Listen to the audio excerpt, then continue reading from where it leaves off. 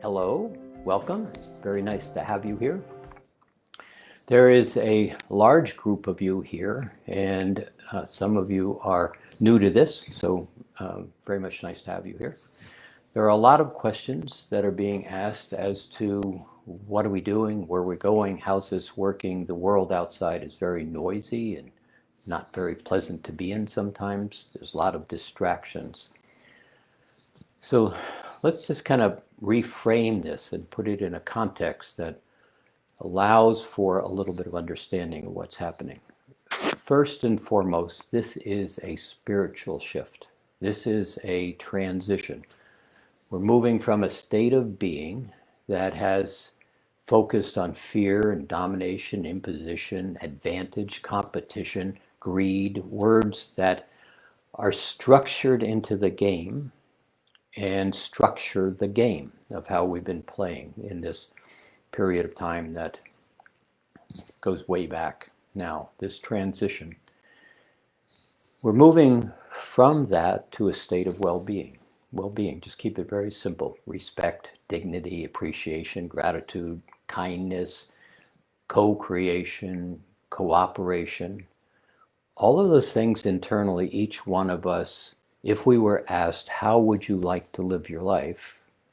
Virtually everybody would say, I want to be happy. I want to enjoy myself. I want to laugh. I want to engage with people in a constructive and cooperative manner. That's where this is going. But be very clear, it's going to take some time to get there. And also be very clear, this is a transition. And in this transition, you can't take your baggage with you on this journey. And so when I say baggage, I really mean in each one of our spaces, we hold onto that third dimensional game.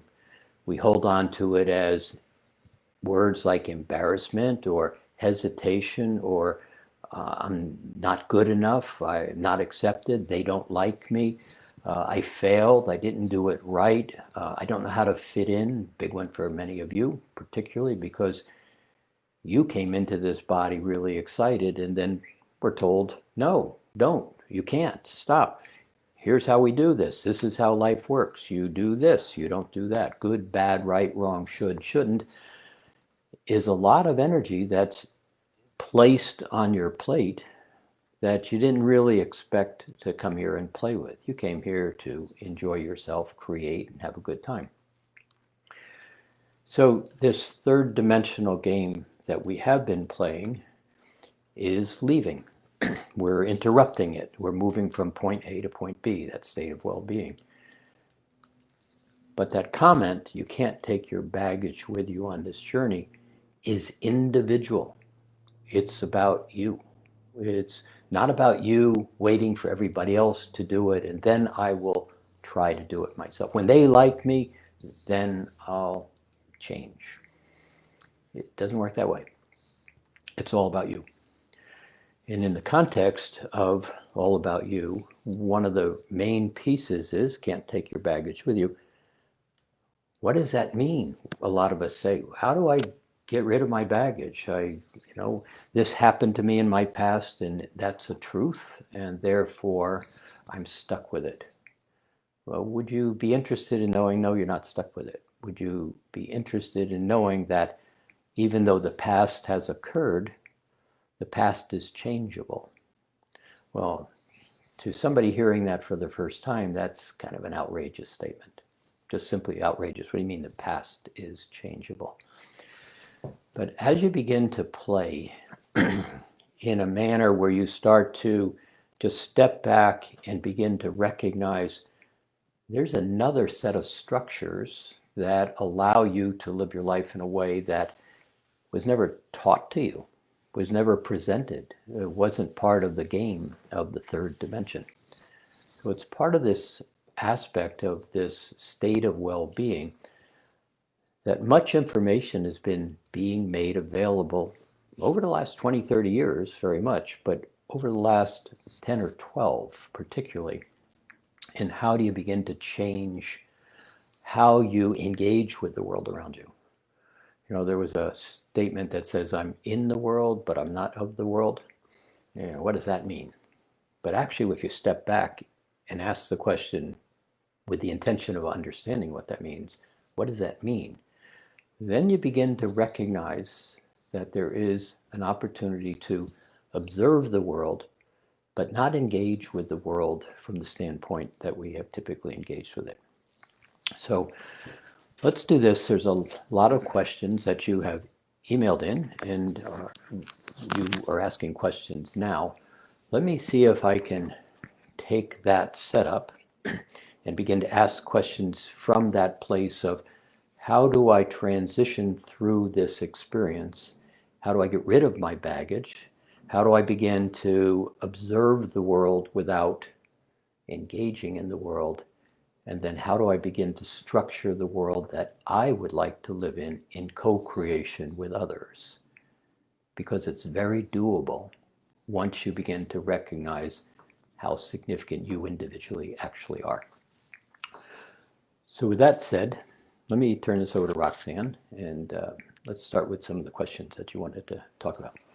Okay, so the first question is from Lynn in Washington State. Could you please talk about time going faster and slower? Oh, yeah. So this is a big piece of the experience that we're having. So one of the pieces of the third dimensional game, often I'll just call that a box, because when you look out the window, you say third dimension. Well, actually, that's not what the third dimension is. The third dimension is really a set of rules and structures that are the operating system. Here's how you function in this world. One of the key components to that third dimensional box is something called linear time. Past, present, future, and then you die. And if you ask 100 people on the street, pretty much 98 of them will tell you that's the absolute truth. There is no such thing as anything else other than that linear time structure. I'll say this a little bit later, but for the purpose of this, there is numbers of ways of engaging in time. And one of the things that's happening right now is time is collapsing. Now that'll sound like a funny statement, so let me see if I can make sense of it. Time is moving more and more into present time. The past is simply not being as prominent, and the future is not being as prominent, and you're moving into a present time space. The only place that you can create, the only place you exist, is right now. There's an aspect of present time. Actually, there's 5 different configurations of present time. And as time collapses, you get to begin to experience choosing how to navigate in those 5 different configurations. But let me see if I can make some sense at the beginning. So if you grew up, and if you every day walked from point A to point B, every day, and it took you 5 minutes to get to that point, you could virtually do it with your eyes closed. It is routine into your system, that context of time. But time is collapsing. So what happens is, what took you 5 minutes every day of your life, now as time collapses, it takes 4 minutes. So you have now 4 minutes to get from point A to point B. But what happens is, it feels like time is going faster. I have to hurry up. I only have 4 minutes to do what I've had 5 minutes to do all my life. And so as time collapses, as time begins to move into present time, I feel like I don't have enough time. I'm rushed. I have to hurry up. I have to do things. And I begin to internally get anxious because I don't have enough time. When you start to play in present time, where you exist, and you begin to play, for example, with some of these tools in Mastering Alchemy, you stay on your side of the rose, you start to find yourself in present time, the past and the future begin to not make as much of an impact. And you really start to find you get quieter and more focused, and oddly enough, you have far more time to create what you want because you're not so engaged in the past and the future and the noise that's in between. So right now time is going faster, but it's slowing down. Faster, slowing down. It's simply in present time, doesn't almost matter. But one of the things, if you think about it, or if you look back to last Saturday, and then the Saturday before that, if you start to notice, and Roxanne and I have been doing this, we get up and is saying, gee, it's Friday again. It was just Friday a minute ago. That's the collapsing of time. But as you get into present time, you begin to start to find that you're more grounded, you're more conscious, you aren't scattered, and the opportunity to begin to do more on your terms begins to be much more available.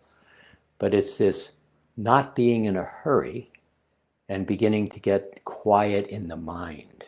And so something we might touch on here is there's layers of thought. You don't think in the same place all the time.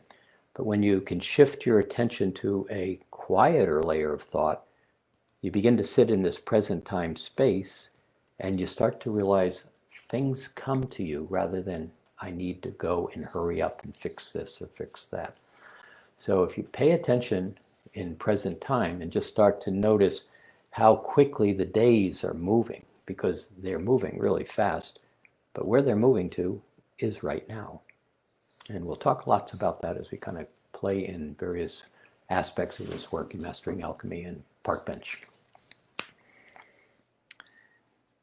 Okay, so just to let you all know, since I see a lot of new names here, is that we are going to, this of course, Facebook Live is recorded, and what I'm going to do is I'll take it off, edit it a little bit, and then post it in YouTube and on the Mastering Alchemy website, and that will take me a couple days, so you'll also have it there. I also want to let you know that the way I do this is I'm looking at questions in the chat, and I also have a document from people who either Instagrammed or Facebooked or emailed us. But what I like to do is give priority to the questions who people who are actually here.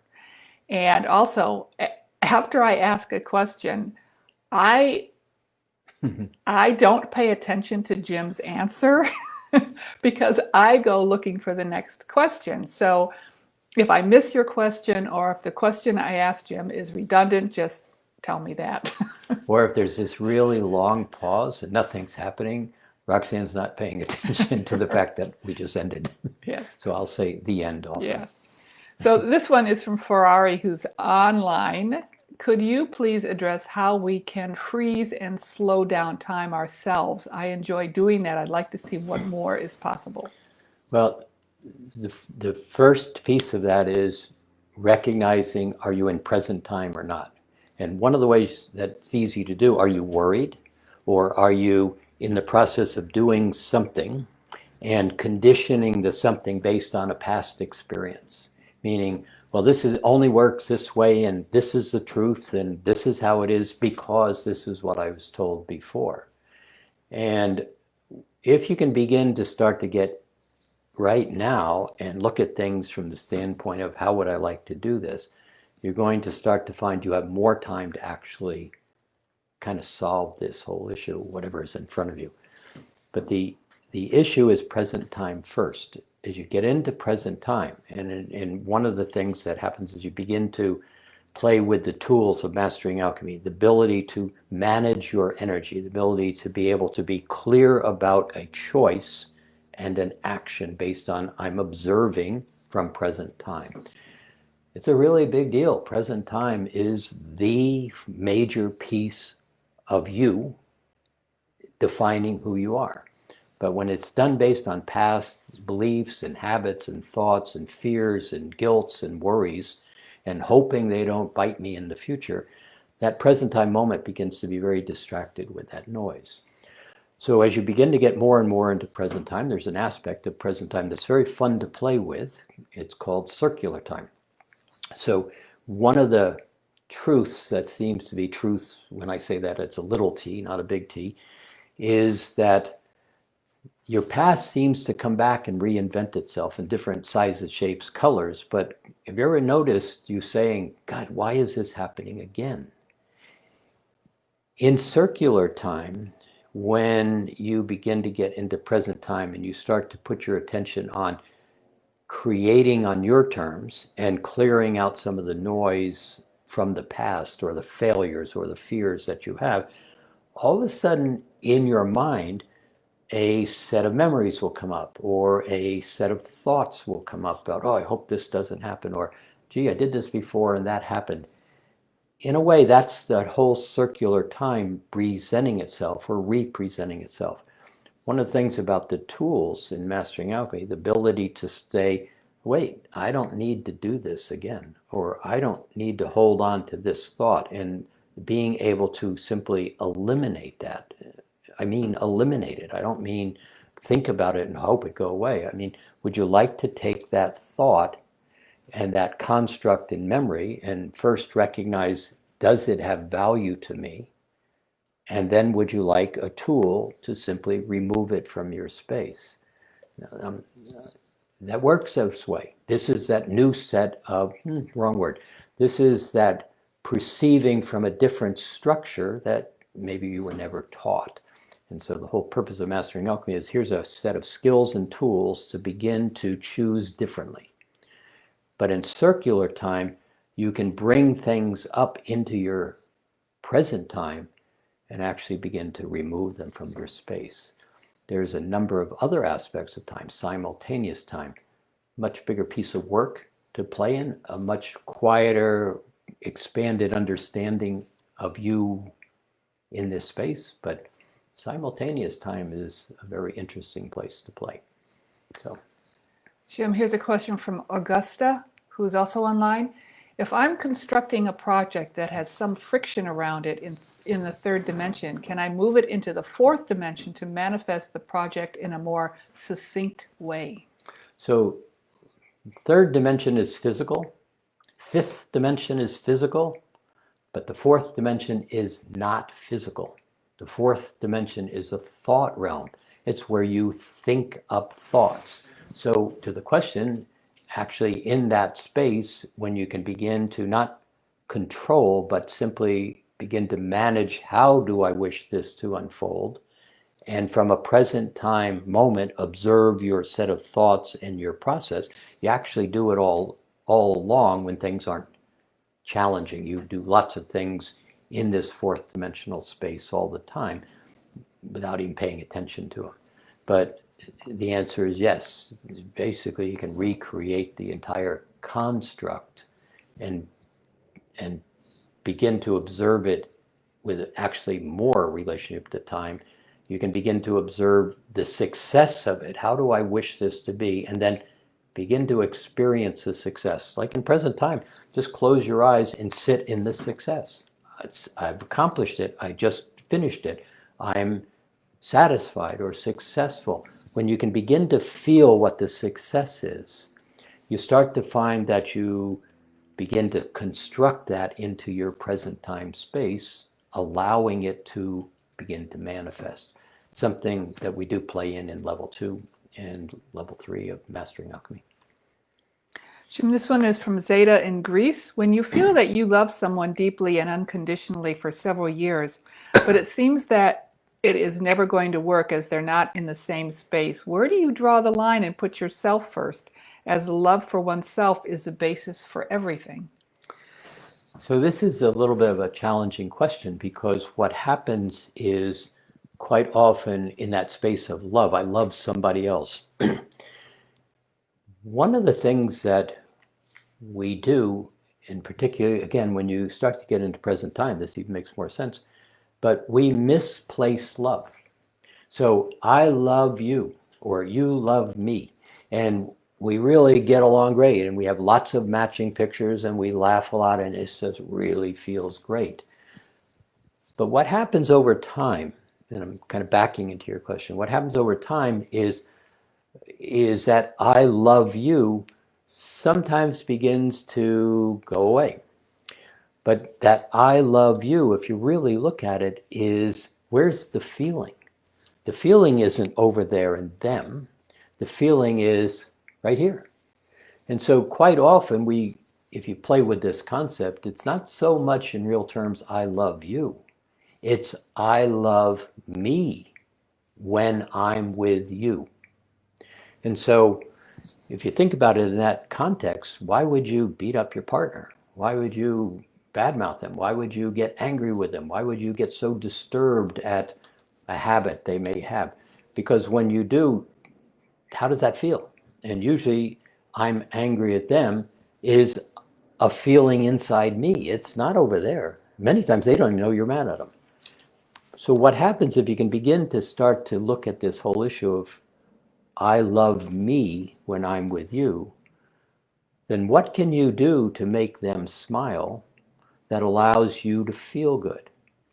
So now particularly to the question, sometimes that sense of love is that point where you really do love yourself, but it's misplaced. And then it's misplaced in time. Oh, I want this experience that I had 5 weeks ago again because I'm still hanging on to it. And they've moved on or they're not available and I'm unhappy. So you've got this wonderful feeling of loving inside you, and then because some condition, they're not here, presents itself, we spend time in this push and pull. I have this feeling that I want, but I'm missing it, so I'm putting more attention on how bad I feel than how good I feel, validating myself for the love that I am. You got to think about that a little bit and step back. But where's the feeling begins to answer the question of love for many people. Jim, this one is from Lori from Idaho. Over the past few months, I'm experiencing a lot of negative emotions and not a lot of positive feelings. I've been meditating to release all energy that doesn't serve my highest purpose. Sometimes I even find it hard to meditate, though.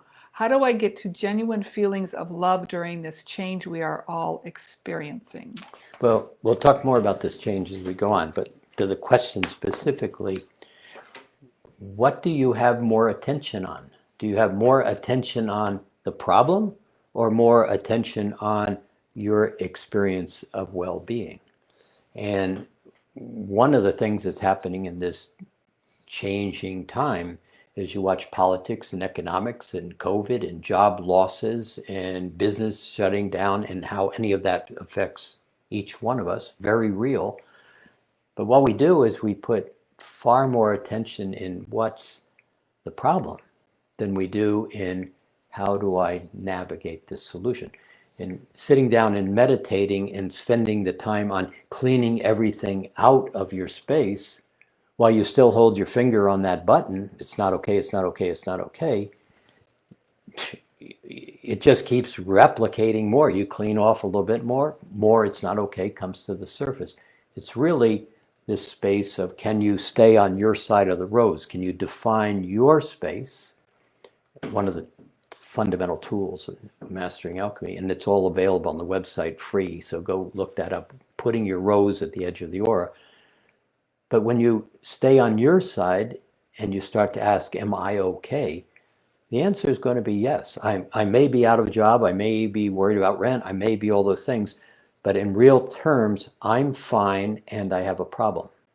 Or this isn't even my problem, it's going on and it's a challenge. There's also an aspect of all of this that the world is in fear and drama and challenge. And when you start to define you on your side of your aura, you on your side of the rose, and you bring yourself into present time, I'm just sitting here in present time and all that's going on out there, a lot of it, one, is not even your problem. It's just the noise. But the bigger piece of it is on the edge of your aura, the collective humanity is in stress at the moment. And that stress is pushing on the edge of your aura. And again, one of the reasons to really become masterful at playing with this fundamental simple concept of putting the rose right out here, I exist here, and that's Shakespeare's theater out there on the other side. allows you to begin to ask the question, is this my fear, my problem, or is this the collective mass consciousness pushing against my space? See, when you can't discern where you start and stop, hear that just simply, because there is really no start and stop, but edge of your aura.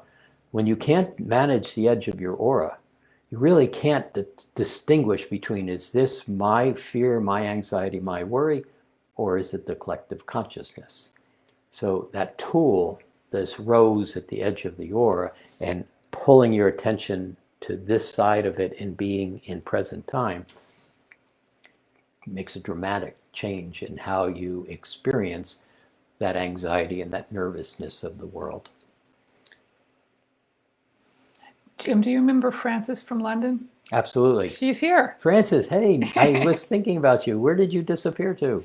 Here is her question. Jim, could you speak on will and power and thy will be done?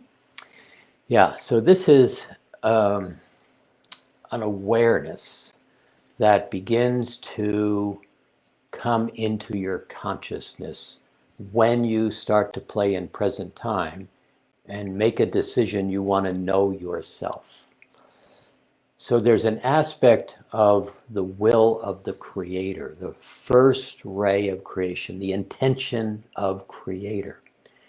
And you're created in the image of the creator. And there's a lot of interesting noise and understanding to that when you begin to play in the understanding.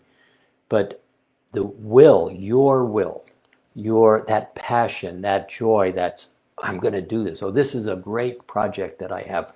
And that real excitement that you get, quite often when you get into that place of excitement about creating, one, you begin to be very much in love with yourself because you are recognizing that creative potential and opportunity.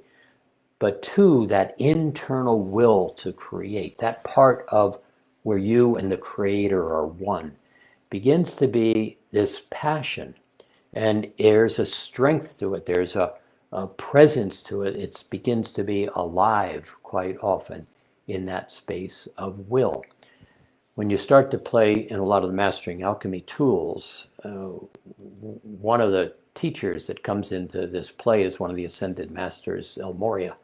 And sitting in this energetic field called will begins to be this sensation in the body and this recognition and remembering of how you've done it in other stratas of consciousness where you still exist.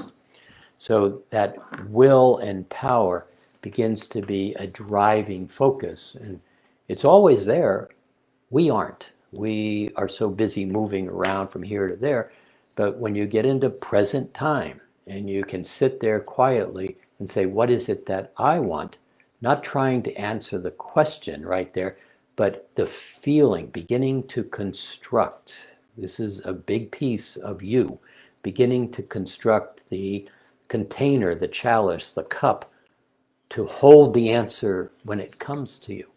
But if you're in like, oh, I'm worried and I'm fearful and I don't know what's happening and somebody help me out, there's no place to receive the answer to that. So this will and power as a place to just sit and begin to experience yourself with no additional need, just experience the feeling, begins to build that cup for everything else to come to you.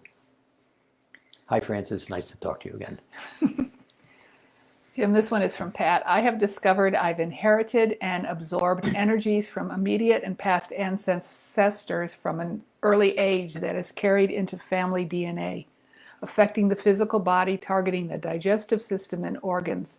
What is the best way to clear all those energies and changing the DNA to a state of well-being? And maybe, Jim, just in general, how to help heal the body. So that's a question that's spread over time. There's chunks of answers to that. Specifically changing the DNA, there's tools, there's understanding, especially when you get out into that light body work, which is towards the end of the Mastering Alchemy program. But at the beginning of it, quite often, what happens is, let me say it this way, So you're growing up and you have a parent or somebody who is not nice, and they're scolding you and they're yelling at you. And quite often, the mechanics of it is somebody says you're not okay. What's wrong with you? And when they're angry, not only do they throw those words at you, that energy at you, quite often they follow it up with their own energy. What's wrong with you? And they climb right into your space, right into the heart, sixth chakra, crown chakra, center of your head, all of these places, and they knock you out of your space. And then they walk away, and you start to come back to the body, and you come back to the body, and you come back to the body. And right there is where they're yelling at you. Their energy is sitting in your space. And I don't quite get back into my space the same way I was before I got yelled at. And you get yelled at again, knocked out of the body, yelled at again, knocked out of the body. And now there's this whole vibration of energy that doesn't belong to you, that invalidates us or prevents us from beginning to be happy and powerful and capable all over again. So people will often, in the context of the question, say it's in the DNA. Maybe, but at the beginning part, you're going to find an awful lot of that is just somebody else is in your space. Mom, dad, teacher, minister, in your space. So again, going back to the tools of mastering alchemy, particularly level 1 and level 2, is would you like a tool to, just like dust on the shelf, remove them from your space? Now, if you're hearing that from your 3D past experience, taking somebody out of your space is impossible because you're perceiving it from the past is fixed, and therefore that's how it is. It's a truth. I can't change the past. But when you start to play in these tools in mastering alchemy and begin to have an awareness that there is other choices that you absolutely have always had available to you but not consciously aware, and you start to kind of follow the yellow brick road, if you would, try this, what happens? Try this, what happens? You're going to find that much of that feeling of I'm not okay, I'm never going to succeed, I don't deserve, is completely somebody else's energy. And as you start to remove it from the body, you begin to know yourself. And yourself, first and foremost, is okay. It is impossible to be not okay, although we work really hard at it. But when you can recognize I can move my parent or my grandparent or the teacher, Mr. Beers, who told me I was stupid in geometry because I didn't get it, he still sits in my space. Every once in a while I find Mr. Beers. And so you move him out of your space. And all of a sudden you find that, yeah, I'm feeling pretty good. And the question in terms of the DNA structure, that one really isn't as deep as we think it is. A lot of times it's much more in the growing up space than deep, deep ancestral things. Jim, this one is kind of a related question from Mary Amy. Is suffering also a result of not living in sync with our soul contracts? Suffering is a choice. Let me be really clear. Suffering is a choice.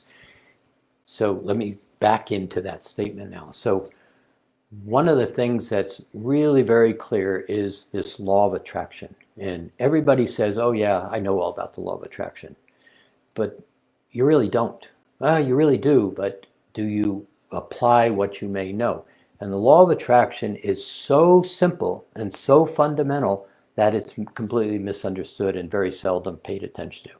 And the law of attraction simply says, what you put your attention on, I, the universe who adores you, will provide for you. Period. End of discussion. No wobbles in that statement at all. But what happens is the law of attraction, the universe doesn't understand English, French, and Spanish very well. What the law of attraction, or what the universe understands, is you are asking based on your vibrational level. So have you ever seen a person where you say, hi, how are you? And they go, oh, I'm really okay. Well, somehow I'm really okay and I'm really okay don't quite match. Universe simply feels the vibration and says, gee, Jim is really in that place of I'm not okay again. I guess he must love this creation. I'll give him more of the same. And so again, going back to that circular time, things repeating themselves all over again. If you hold on to, they don't like me, I'm not okay, I'm never going to succeed, that's simply what the law of attraction is going to provide you.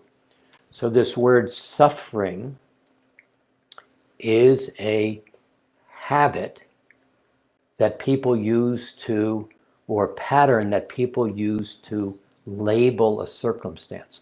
So, oh, this didn't work. I'm suffering. Really? Begin to pay attention to your words and your labels, because your labels quite often is exactly what the law of attraction is feeding you. So what if you could step back and basically start to look at your languaging and start to look at the feeling of the words you're choosing? Now, you ever seen somebody get really angry about something, or if you listen to their words, they just throw energy at things. And for the most part, that's a habit that's been learned. And if you go a little bit further, and I've said this numbers of times, and some people challenge this, but I'm going to tell you again, in the place that non-mastering alchemy, third dimensional space, most of the thoughts that you think and most of the beliefs that you hold do not belong to you. Because we don't identify the edge of our energy field with that rose, energy is constantly passing through us all the time.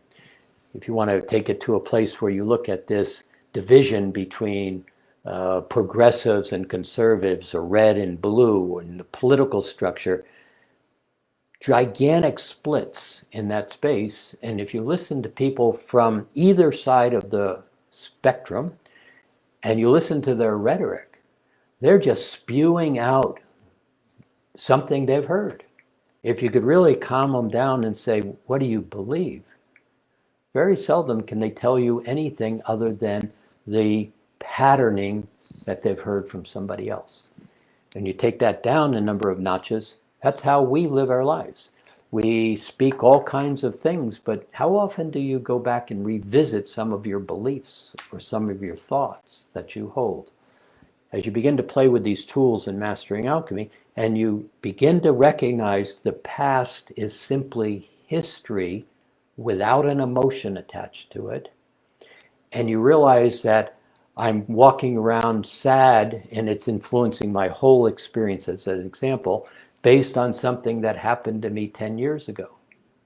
Or I'll even be more specific. Have you ever watched somebody who's had a loss of a husband or a wife or a mother or a father, and clearly in the moment when that happened, tremendous sadness and impact. But 20 years later, that same sadness is influencing how they do their day-to-day life. I'm being real simple. If you could ask the question, is this sadness right now related to an event happening 20 years ago? Does it have value to me? The answer will be no, virtually every single time. And so what if you could clean the sadness, the sorrow, the what was the word that was used? Disdain? No. No, in the question. The Suffering. suffering. Does suffering support you? Does it have any value to your happiness? And then ask the next question, where did the suffering come from?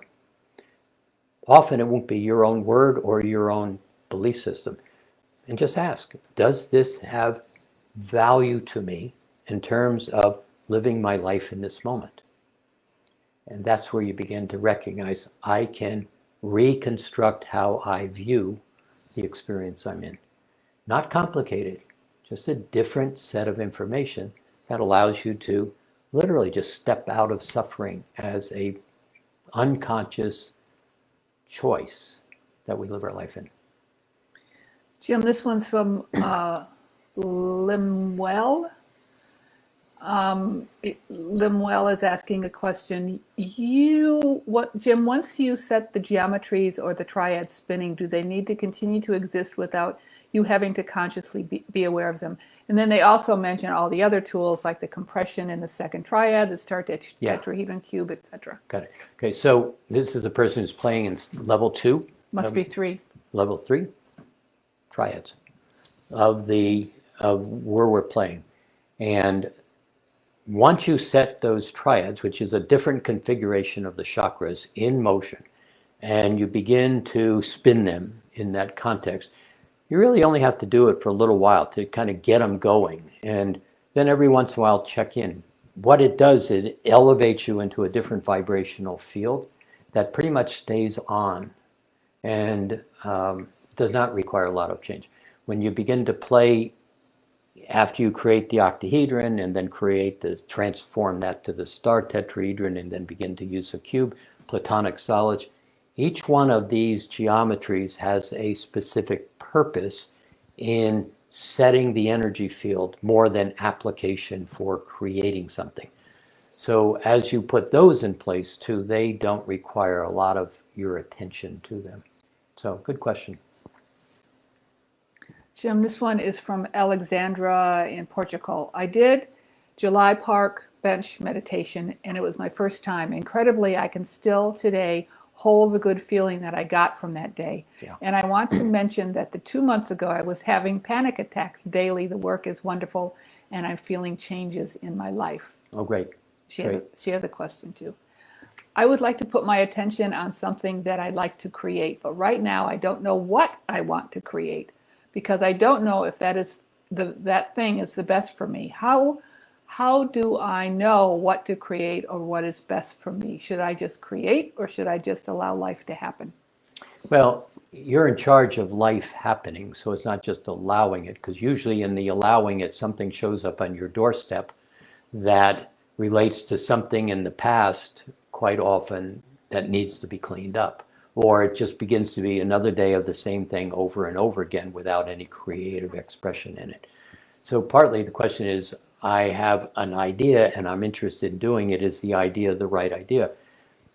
Do you have any passion with it? Is there an excitement about it? Is it something that if you say, okay, I'm going to do this, what happens next? And then what happens next? And then what happens next? Where can you take this? Now, clearly, you don't have all those answers. But imagine, pretend, what can I do with this? I'm going to go be an engineer. Well, what kind of engineer? What kind of things would I do if I was an engineer? What turns me on? What makes me excited? I would back down to the place of saying, what makes you excited? And this is a hard question to answer because so many of us have been conditioned by the third dimensional game. This is what you do. This is what you don't do. This is how you live your life. And that passionate imagination that we all had as little 2-year-olds got muted. So one of the values of beginning to be in present time is starting to ask the question, what would I like to do? And it doesn't come to you very easily, that answer. So what would you like to feel sometimes becomes a better question. Or how would I like to experience what I would like to do? I'd like to experience it with integrity. I'd like to be paid reasonably. I would like to be in a space where I communicate with people and I enjoy myself. I would like to be in a place of mutual respect. As you begin to create some configuration of the container, the cup, this is what I would like a job to look like. It doesn't matter whether you're the janitor or the president. It simply begins, if I've got respect and mutual purpose and good communication and I'm treated well and fairly and I have laughter in my experience, does it matter if you're the janitor or the president? Well, let's not do the president. A janitor or whatever. So what is the experience you're looking for rather than the job title you're looking for? Many times I've watched people begin to say, okay, now I'm narrowing it down. And oh, by the way, I like doing computers. Well, now you got a configuration and a place to step. So give that a try and see what happens. Jim, I have a Christina from Hungary and a Christine from Boulder, Colorado, asking a very similar question. They're both online, and it's I'm just going to paraphrase and push them both together. Um, they are living they are in an environment and they're using their tools, being on their side of the roads, being neutral, being non-reactive, but the people around them are feeling rejected, and they don't want to hurt their feelings, and or like for instance, Christina says she thinks she's become ignorant to the turmoil happening in the world. How can I best explain to these people that although I try to stay neutral and not get involved, I still care? Do you get my gist? I do. So one of the things that is kind of fascinating, this is a bizarre story, I've told it a number of times before, but when I was growing up in college, we'd go out drinking occasionally, as college guys do. And this guy was not a particularly attractive guy. And he would, virtually every time we went out, he would wind up talking to some woman and taking her home. And I'd be dumbfounded at this. It was like, I don't even know how to talk to women. So it's like that wasn't in. And over time, what I learned is he had a set of questions that he asked. He had a real clear direction that if I ask this question and she says no or yes, I have an answer. And so in that context, what is it that you'd like to do? Now, ask me that part of the question again. Let me take my story and move it into that. Yeah, because I don't understand how the story relates to this. So It was a good story. So both of these people are using their tools and they're neutral and they're behind the rows, but the people around them, Got it. yeah, So, okay, that was a bad story. that had nothing to do with this. Here, let me see if I can stretch it into where I wanted to go. One of the things that happens is you're okay and you're trying to engage with these people.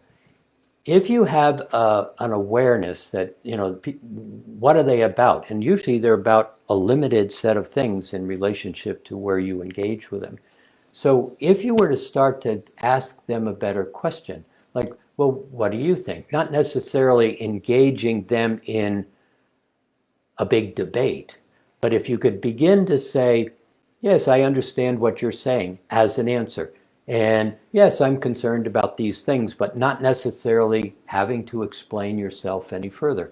Or basically just asking them another question. Well, how do you think this gets resolved? By asking them a question that is relatively neutral, all of a sudden you wind up creating a direction that is about them and not about you. In the context, you just engaged with them and you had conversation with them. And quite often, and Roxanne and I do this all the time, we talk to people and very seldom do they say, and what do you think? And how would you do this? They just simply begin to talk about their own point of view. So my tie to my story is, if you can start to look at the common type of things that you engage with other people and develop a set of questions that basically say, well, what do you think? Or how do you see this unfolding? Or what's possible? Not engaging in debate or, well, I think this and you should think that. Just let them talk for a minute and then say, yeah, that's interesting. Oh, I hope that can work out. Stay on your side of the rows, get about your business. You start to develop a set of responses that allow them to feel comfortable and heard, and they're only hearing themselves, and you don't have to make some kind of a commitment that creates a battle or a position that says, I don't have anything to say and I don't have anything to talk to you about. You're going to start to find you can navigate these engagements with people much more smoothly. So there was a tie there somewhere. Jim, here is a question that we got from Instagram. Can you talk more about the pink light as love? Yeah. So in the last park bench project, one of the key components of what the park bench project, for people who are not participating in that, is about building an architecture, an environment, a landscape for this fifth dimensional state of consciousness that we're all stepping into. Really beginning to build the cup for the experience that we are all being made of, provided an opportunity to play in. And so this is a big deal from our side of this experience. And there are about 5,000 people who are sitting there basically in agreement, in a collective consciousness, saying, how would you like to experience a fifth dimensional state of consciousness? And so we place words like respect and balance and beauty into this. But in this last session, we took this vibration of pink light that's created in the Sacred Heart by a crystallized particle that exists in your Sacred Heart space called the pink diamond. It vibrates at a expression of love that is very potent, very calm, very gracious, very quiet, and provides a level of dignity and well-being. This one vibration. And so what we did in that last session is placed it into this landscape, into this architecture, and we amplified it. And this will ultimately become very significant. And we took that vibration. Remember, light has two configurations. In a non-physical space, it's a wavelength. But in a physical space, it's a particle. And we took the wavelength and we crystallized it into a particle. And so we basically started to lay the carpeting, if you would, for this new state of consciousness. That vibration of love is now like a bell ringing, and it's amplifying that same pink crystallized level in the cellular structure of every human being on the planet. Do they know it? No. Will they know it? Not necessarily. Will it begin to take hold over time? Absolutely. And so this pink light is something where you all get to play with it because we make it much more conscious. It even shows up in level 1, right at the very beginning, of starting to structure this sanctuary. And that sanctuary is your sanctuary. It's where you, in your most quietest space, retreat, and then basically have the opportunity to engage with other aspects of yourself, the higher self, the archangelics, the lords of light, the ascended masters, creator itself. It's in that sanctuary that pink light opens up tremendous opportunities within love. Jim, here's a comment from Valerie online. I just wanted to thank you for the park bench project. I had completed level 1 many years ago and then moved on to other experiences. So good to be back with you. Great, nice to have you. And then here's a question from Josie. Can fear be a tool used to heal aspects of ourselves? No. Fear is fear. Now, there is an aspect of concern or anxiety that is very real in the body. Let's not call it fear, though. So you walk up to the edge of a cliff and decide you're going to look over. The body really clearly says to you, the first chakra really clearly says to you, are you kidding? Are you sure you really want to do this? That anxiety, we'll call it simply the body saying to you, this is not a good idea, I don't think. Beyond that, fear is a distortion as a vibration that does not provide to well-being. There is no space in my awareness that fear has value. Now let's take the word fear out. So I'm engaged in a set of circumstances, not threatening physically, that's basically saying, yeah, this doesn't feel right to me. That's a discerning of a circumstance. That's that nature of the second chakra and the third chakra beginning to say, this doesn't feel right. Or I feel threatened by this. It's not fear. You may be feeling the fear of other people, but fear does not have value to you in this context.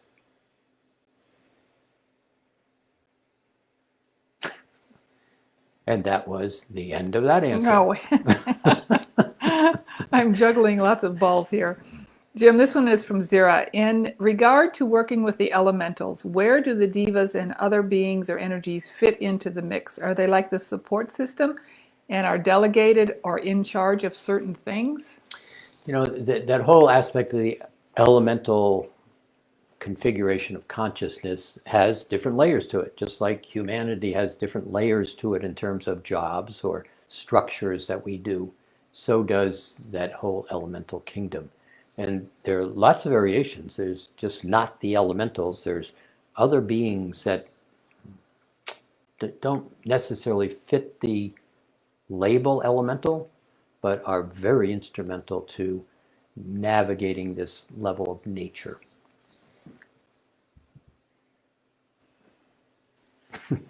Oh, too I'm short not- of an answer. Yeah, I'm not used to you having such short answers.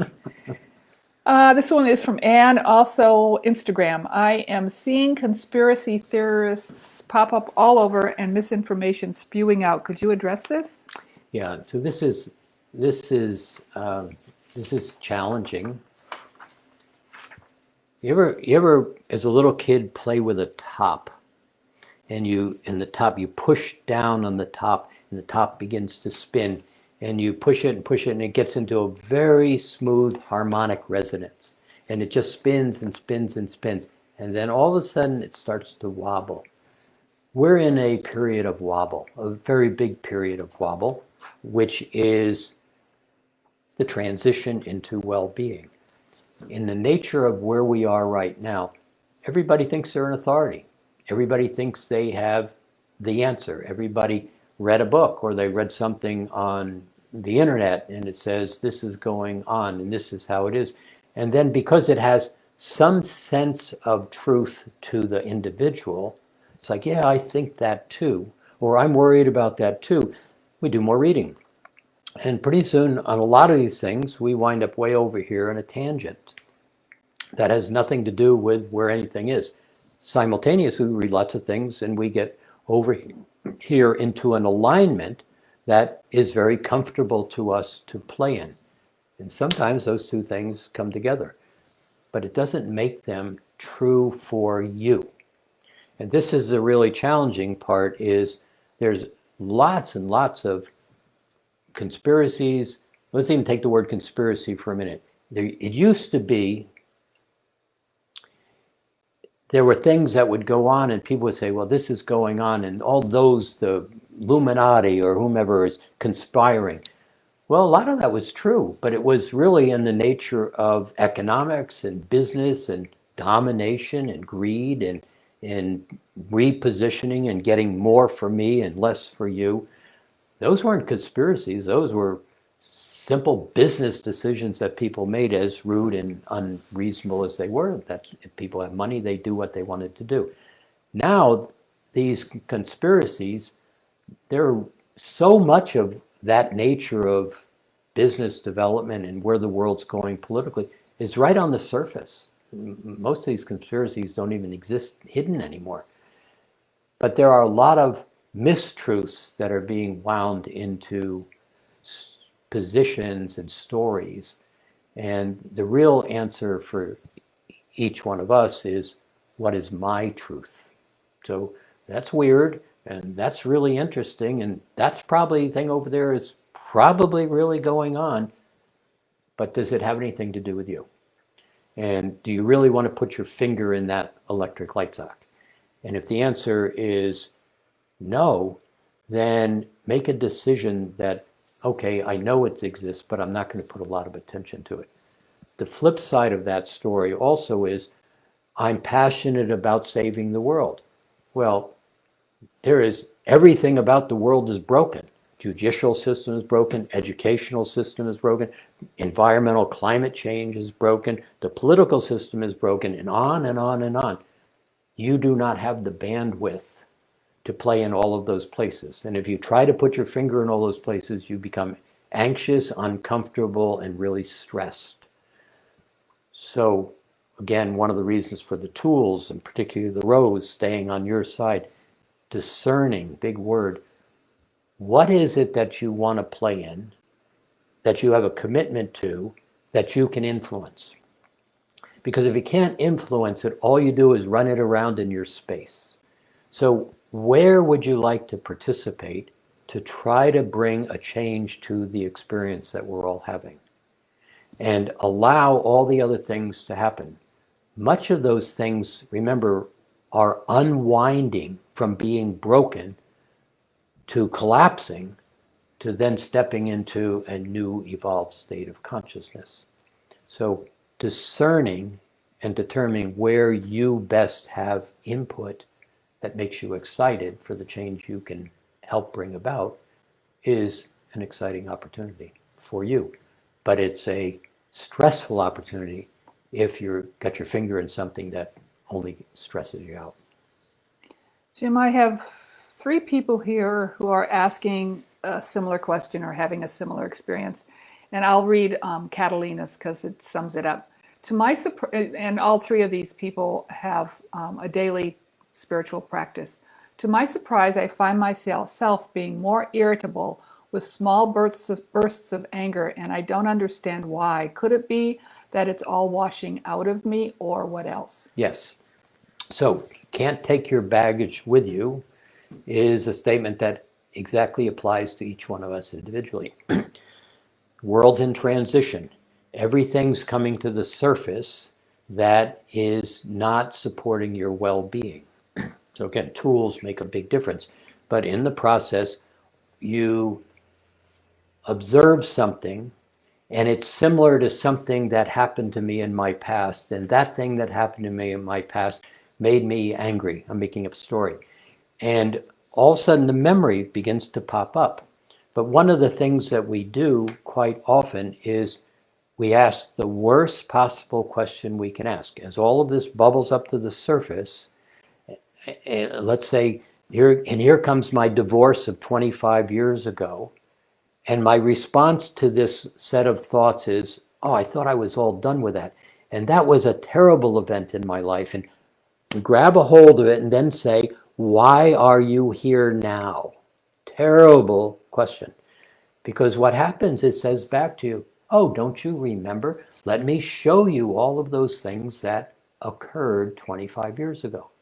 And then you begin to put your attention on it, and there's the emotion of the past that we talked about earlier. There's the anxiety, the frustration, and you feel it as emotion in the body in present time. Even though it's a 25-year-old issue that's just trying to leave. But when you grab a hold of these thoughts and ask the question, why are you here, in whatever format you ask it, the emotion in the body just simply aligns in such a way that you feel what happened 25 years ago. And then the rational mind goes, yes, but, yes, but, yes, but. And if that's, why did that happen? And how come we did that? And I wonder if he, she, and then a week later you go, what am I doing? So catching this anger or resentment or these old memories, if you just ask yourself, does this have value to me right now? And do I really want to explore this 25-year-old event again? And the answer is no. Put it in a rose and explode it. One of the fundamental simple tools of basically how do you change a thought pattern tied to an emotion is simply create and destroy this rose. And that's a tool that's very much on the website available to anybody when you look. Hope that helps.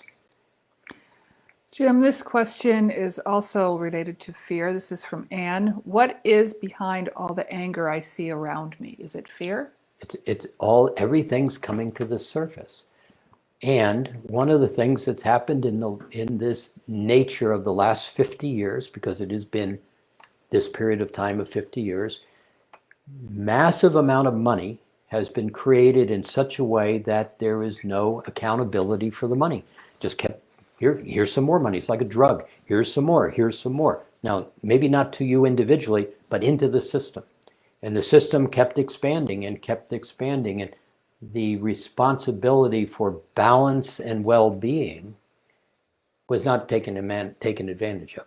And we just kept getting more out of balance, more out of balance, more out of balance. Everybody had basically the ability to create whatever they wanted.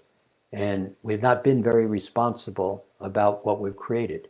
And if you look at things like the garment industry of the world, right now somebody has an idea, and within days, that idea gets created in Vietnam into a fabric, and within days, it's in New York City in the store.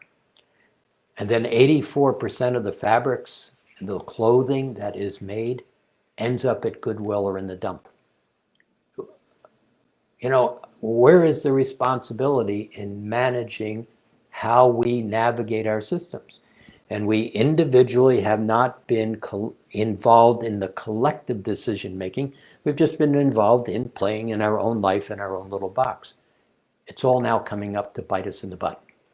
And you're going to watch over the next number of years some really significant disconnect from that 50-year period of time. And a lot of the bill is going to come due in various ways. And so with that said, again, one of the reasons that Mastering Alchemy is all about tools, about how do you begin to navigate yourself on your own terms, observing from present time, choosing an action, and then stepping off the train track and letting the train pass rather than go, oh my God, and end of the day. It is not going to be a enjoyable experience as this economy begins to very much unwind. Can you navigate this at this point of the game? Yes. Is it going to be 100% comfortable? No. But can you manage if you choose to discern? Absolutely. Jim, this one is from Melanie, also online. From the safety of my own home, how can I best serve humanity, individually and globally? Like yourself. Sounds like a very simple concept. What happens is you can do a number of things. You can donate to causes. You can engage on Facebook. You can do all kinds of things. All those things you know. But to the question, can you like yourself? Can you simply find well-being in yourself? Can you allow all of the I'm not okay that we all stuff in our backpacks as it bubbles to the surface, and be very clear, it's bubbling to everybody's surface? Can you not get engaged with it when it comes up? And what I watch with people in the tools is a very common response is, oh, I used to wallow in this for weeks, and now I get caught up in it and it takes me a day. And then after a while, it's like, oh, I got caught up in it. And it's like, whoa, that was not fun. Use a tool, get about your business, and half an hour later, you're not even in the issue anymore. As you get rid of who I'm not, you start to find that the engagement in the world's problems do not take the same gravity as they have had in the past. Jim, this one is from Beno in, it looks like Switzerland. I'm in level 1. What's involved in my next step? Would it be level 2? So let me see if I can take a minute, and just for everybody who doesn't know the process of Mastering Alchemy, level 1 is a series of tools. And I think there's like 28 hours of me talking to you. Here's a tool, do this, sit in this meditation, what happened? Everything is about what happened. There's no truth on our part saying, do this and you will become, or do this and you will have this experience. I don't know your truth. We don't have an idea of how. There's no guru here. In fact, I say often in this, please don't believe me. Try it and see if it works for you. So level 1 is about staying on your side of the rows and beginning to get grounded in a different way and starting to find the higher mind. Numbers of other pieces of putting yourself back together. In that, you begin to answer a question. For a lot of people, what I watch is they say, I've always known this was going to be available, but I've never found it before. So level 1, quite often people get real excited because it's like, yes, I have something to do. Level 2 takes it to another step. And in a way, it begins to be this space where defining my space and allowing the world to be what it is, but it's not my world. In the world, but not of that world. And as you begin to play in that space, you're able to not get affected by so much. You actually watch it move by you without putting your finger in that light socket. There's aspects in level 2 where you start to reconfigure the chakra system. You begin to know yourself at a different level. You begin to access that 8th chakra, for example. You begin to change how the brain is configured with the chakra system. There's something called the Eye of Horus, which sits in the head, and it allows you to start to take all of your psychic abilities, your spiritual abilities, whatever you want to call them, clairvoyance, clairaudience, clairsentience, 2 levels of telepathy, trance mediumship, and about 16 other configurations, and coalesce it into a place where you start to know how to do something, or you know your answer. You start to find something real specific.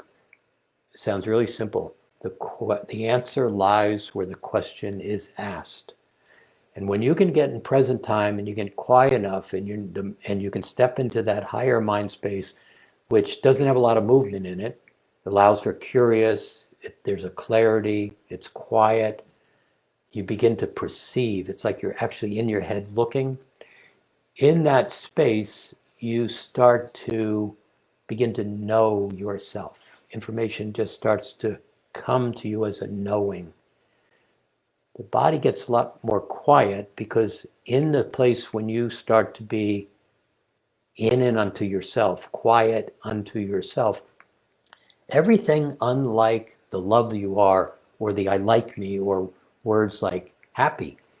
When you get happy, everything unlike that starts to just bubble up to the surface and evaporate. I'm going to speculate 90% of your past has very little to do with you in real terms, particularly in present time. And there's lots of assumptions. I didn't do that right, or this was wrong, or I should have done this. A lot of that has no value to you right now. And so it begins to bubble up to the surface and dissipate. So you're not carrying around the history of your past, particularly in places where it really wasn't even your history. You just happened to be in that moment interacting with other people's histories, and you went, oh, it's my fault. No, most of the time it wasn't your fault. But people will argue a lot of their history, but what if you could have an ability to look at your past very differently and let it go? Has no value to you today. When you can interrupt the emotion from the event when you were 14 years old and be able to not go into the emotion and simply look at the event and ask yourself, does this have value to me? And if the answer is no, the ability to simply let it go goes away. So that's a different frame of reference of looking at life and navigating life than how we grew up based on the rules of the 3rd dimension. So, Jim, I have a couple people asking a similar question here again online. So I'll just read Elsa Ann's. I grew up in a dysfunctional family. They caused me so much pain, hurt, and they are so negative. I'm trying to keep them out of my space. However, I still get affected by their visits. I don't have or hold any hatred for them. However, I don't feel comfortable around them either. Is it okay to not get in touch with siblings and family so I can work on myself? Absolutely. But one of the things is how you structure that. If you say, I don't want to talk to you, slam the door, their energy is still kind of pushing on the edge of your space.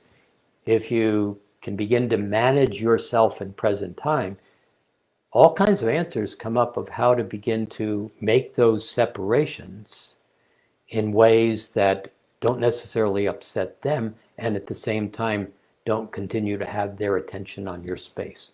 So I just point you to level 2 tools to begin to navigate that rather than try to answer it specifically here. This one is from Marta. Could you talk about the concept of integration, as in feel it to heal it, versus using the tools, or is it one and the same? Well, what happens is I say to you, eighth grade in grammar school or sophomore year in high school, and memories come right up into your awareness. So a lot of times those memories become conscious to you. If you grab a hold of them, the memory has an emotion attached to it. And then if you try to argue with it or push against it or fix it while you're in the emotion, like sadness or suffering or victim, you're in the emotion, in the problem, trying to solve the problem. And that doesn't usually work real well. But if you could begin to recognize, I can look at my history without attaching the memory of the event and ask myself, does this have value to me? And do it from a present time space, not trying to kill it off, but simply recognizing I'm looking for what's in my backpack, the baggage that's coming to the surface, the excess kind of junk that I carry around that I haven't ever cleaned out. And I have a structure to do it in a way that I can just treat it like dust on the shelf.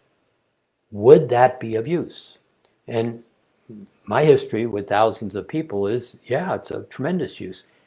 And when you start to recognize the structure, amazing things just go away. In fact, often I'll say to you, do you remember who you were 6 weeks ago when you started level 2? And people say, well, I'm not the same. And if I ask you again 6 weeks later and 6 weeks later, quite often I say, do you remember when we were talking about such and such problem you had? Inevitably, they will say, no, we've never talked about that. Because often the memory and the experience that you had weren't even yours. So when you clear away the emotion or let the emotion go, you bring it in present time, you clean it out of your space, not only is the emotion gone, but the event is gone because it wasn't even yours to hang on to. It was just passing through the movie. That becomes a really valuable knowing in terms of how do you begin to navigate a lot of the rest of the baggage in your backpack. Jim, this one is from Leanne. I realize love is my superpower. How can I use this gift to help others? So this word love is really, really enormous, and we don't understand love. But we have a series of aspects of love that are available to us. And a lot of times this aspect of love happens in kind of 3 or 4 categories. I love you, my husband, wife, spouse. And that's a particular one. And then I love you, my best friend. My best friend is so cool and I love him. Not sexual, not intimate, but boy, I'll do anything for my best friend. And then there's the puppy dog licking the baby's face and everybody goes, oh, that's so cute. My love for humanity. And then there's go for a walk in the nature. It's just like, oh, I love this. This feels so good. And that's kind of the range that we know in terms of love in that 3rd dimensional space, plus or minus. But when you start to play with this space of certain focused, deliberate intention in present time, and you begin to recognize love is a power. It's a tool. It's a creative element. You begin to play with the color codes. One on Park Bench we're playing with in Mastering Alchemy also is this emerald green color code. It is the 5th element. It is balance. And when you start to get into this sense of balance, there's a sensation, a feeling that comes with it. Or you begin to play with this pink vibrancy of this color code, or this color in the heart, and this aspect of reverence. You start to feel these feelings. These are tools. And you begin to use reverence as a vibration that you walk into a room.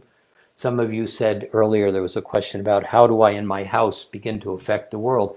Sit in reverence is this vibration as a tool, and then just begin to emanate it out into the world. And you start to find the change in you. And when you begin to apply it as a tool very intentionally, you start to find you can walk into a room and reconfigure the nature of the room in a very short period of time. So this aspect of love is a superpower in lots of ways. But as you begin to know how to manage yourself and you begin to step into these aspects of your consciousness that are very available but disconnected from that third dimensional reality, and you start to manage yourself and recognize you can direct yourself.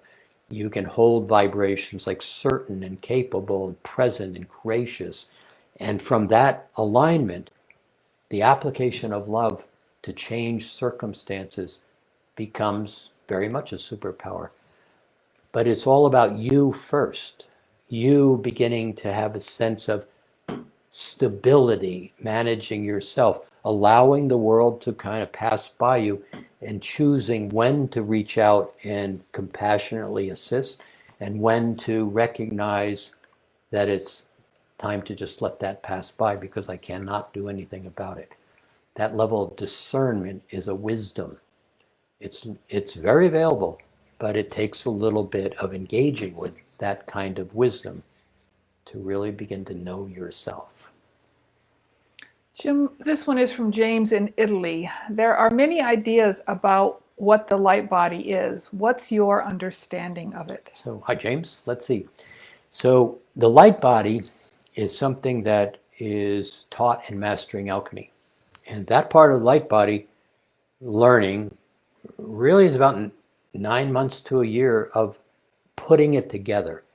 And so, in Mastering Alchemy, you're constantly, week after week, beginning to have new tools, new skills, new aspects of yourself that you begin to play with. You put yourself together. So it's really, first and foremost, it's about reconnecting, rewiring, remembering yourself, turning on the Eye of Horus, playing in the 8th, 9th, 10th, 11th chakras, becoming aware of what those even are and how they function and how do you use them. All that is the foundation for the light body. And in the light body, where we particularly play and how the archangelics have instructed all of this, is there's 7 layers. Those 7 layers begin to integrate all of the bodies. So you have a number of bodies: physical body, etheric body, mental emotional body, causal body, higher self, oversoul, Christed oversoul. That's all you. All of that is you, but it sits with these morphic fields in between them, so, or people call those veils, that disconnect you from you. And so all of that work begins to put all of that together, and you start to integrate all of those pieces. Then the light body begins to be a system that integrates all the bodies and begins to turn on 7 more layers of DNA, only one of which has anything to do with the physical body. They all begin to function, you begin to function as one, very much integrating with the soul. And so it's an integrative system more than it's some new body that you step into. But when you put all those bodies together and you start to operate them as a unit, a lot of things begins to happen. And when you get to playing at that level of the light body, one of the things that happens that's really fascinating, it's not the finish line, it's the starting line. And then you begin to have awareness of aspects of you and all these other configurations of consciousness. You begin to remember yourself. Jim, this one is from Maureen, who's in level 1. Why am I having difficulty healing an emotional wound? What tool would be the most helpful for healing it? Would it need to be revisited again and again and again? No, you may just not have enough information. So level 2 begins to be really focused on, not that I'm selling you level 2, I'm just giving you the answer. Level 2 begins to have you recognize how to, again, I'll go back to changing the past, or recognizing the past is simply history. And when you take the emotion with you, choose not to hold on to that emotion, to view the past, the ability to alter the past becomes very, very available to you. So the skill is simply not bringing yourself into the emotion of it and looking at it and asking the question in very present time, does this experience serve me now? If the answer is no, you've got the tools using the rose to explode a rose and to begin to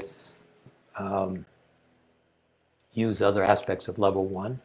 And that energy begins to dissipate from that point of reference. But I would point you to the answer to that is very much is in the experience of the level 2 class. You know, Jim, I'd also like to add to that. I'm noticing a lot of comments and questions too about how to heal the physical body. And even if you are not in level 1 or any class, Mastering Alchemy class, there's the free tools online. The grounding cord and the rose are probably the most significant, helpful tools of everything that the Teachers of Light and Jim offer. And so just as an example, if you have a congestion or a pain, a tingle in your body, say your stomach is upset, your digestive system, then get into your meditation, your quiet time, and use one of these tools to clear it out. So you take the rose and you hold it in your imaginary hand and you just kind of use it like a vacuum cleaner or a duster, and you just move that energy out. You can ask where is it, what color it is, being in very neutral. And indeed, you may have to spend a few times doing this. So you collect it up in the rose, move it out, explode the rose. Or you use the grounding cord, you attach the grounding cord to your stomach, you just pretend it's all kindergarten, make it up, and you just drain it out of your grounding cord. And like I said, you may have to do it a few times because a lot of that energy has been there a long time or it's very charged. So anyway, I just wanted to draw your attention, a lot of new people here, to some of those free tools that we have, and they work. Yeah, and another part of that question is my stomach hurts. Ask the question, whose energy is this? Mm-hmm. And allow the first answer to be the answer. So let's say it's your mother. Well, no, my mother would never be there. Yeah, that's your mother. It's not bad, it's not good. All you're doing is removing that attention point from that location. Put it in rose, explode it. You're just giving energy back to your mother. You're not damaging anybody. But when you can start to command that rose, and in this context, real simple answer, this rose, the way it's structured, it's very much spiritually structured, it overrides anything that is of a lesser vibration. So if you put it into a situation where there's uncomfortableness, the rose simply grabs all that uncomfortableness, explode it. You might have to do it 1 or 2 or 3 times, but recognize that this is how it works without arguing with it, and then see what happens. I have pain in my knee. Just kind of move the rose through the knee and then explode the rose.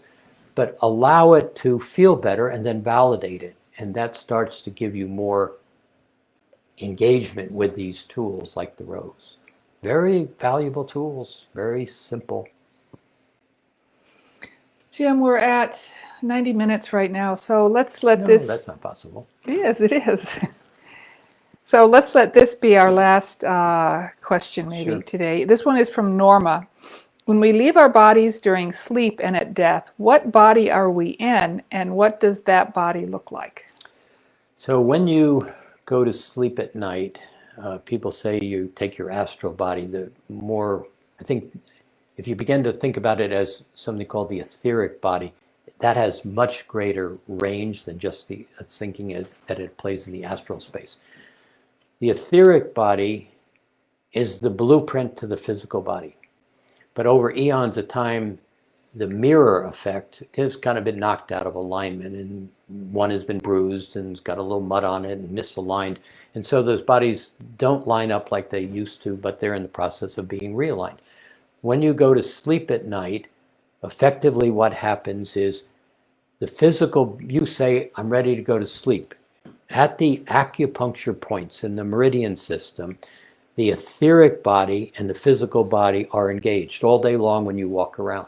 But when you go to sleep, the spin of the acupuncture points begin to disconnect. They're magnets. They spin one way, vortex. So they spin one way and they loosen up. They spin another way, they tighten up.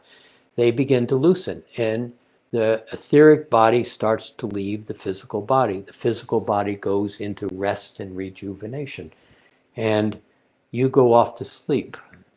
When you die, at that point, the same thing happens. But the only difference is, as it happens, the body simply then goes into an ending point, a deterioration. And the etheric body does what it does every single night when it goes to sleep. It reconnects with all those other bodies. And it leaves. So, but it gets very interesting when you start to see what's available. When you start to recognize and put more attention into the etheric body, the ability to start to recognize more into your sleep space becomes available. The point about the sleep space is the sleep space, the higher spaces, don't speak in English, Spanish, French, and it doesn't speak in language that you basically understand. In fact, you could almost say it doesn't speak in language. That's not correct, but practically. So when you go to sleep at night, you're moving away from the memory system of the body. That's why most people don't remember their sleep. When you come back in the middle of the night to pee, or you come back at the end of your sleep into the morning, you're coming back into the body. You pass back through that astral space and you have dreams. A lot of times when you go to sleep, you think you're just laying in bed. You're already in the sleep space. And then you leave. So death, I want to say, is not what you think it is. It has much more interesting configurations. But that's kind of how it works for this. So let me end on this saying, we're going to send out another, I think we're going to send out another video setting up the next park bench. These park bench sessions, for those who are playing in them, go back and listen to the meditation during the month between the time we're sitting on that park bench together. A lot of pieces of information are being put in place and you're absorbing them. So revisiting that park bench meditation has some value to you in the process of going forward. There's a lot of changes that are in the process of happening. And as you begin to get into this present time space more and more intentionally, you're going to find your ability to navigate what is going on around you much more efficiently. So thank you for all the questions. I hope the answers were helpful. We're going to play at this again a little bit more because there seems to be a lot of value here. If you have questions in the interim, please just ask them and we'll see what we can do. So go off, enjoy your day wherever you are in the world. We appreciate you. Blessings.